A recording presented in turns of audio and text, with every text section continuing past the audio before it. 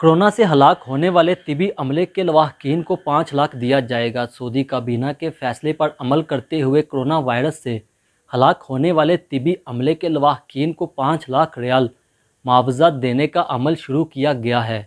سعودی کابینہ نے اس سے پہلے فیصلہ کیا تھا کہ صحت کے شعبے سے وابستہ وہ افراد جن کا تعلق ملٹری یا سول ہسپتالوں سے ہے، سعودی شہری ہوں یا غیر ملکی ہوں، اور جن کی وفات کورونا کے باعث ہوئی ہے، ان کے اہل خانہ کو 5 لاکھ ریال معاوضہ دیا جائے گا۔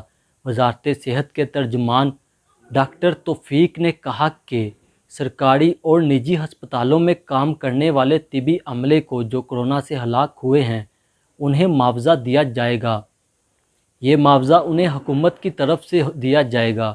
یہ معاوضہ حکومت کی طرف سے ان کی خدمات کا اعتراف ہے۔ یہ وہ لوگ ہیں جنہوں نے بحران کے وقت ملک و قوم کی خدمت کرتے ہوئے اپنی جان قربان کی ہے۔ اللہ تعالیٰ سے دعا ہے کہ اللہ ان کی مغفرت فرمائے اور ان کے اہل خانہ کو صبر و جمیل سے نوازے۔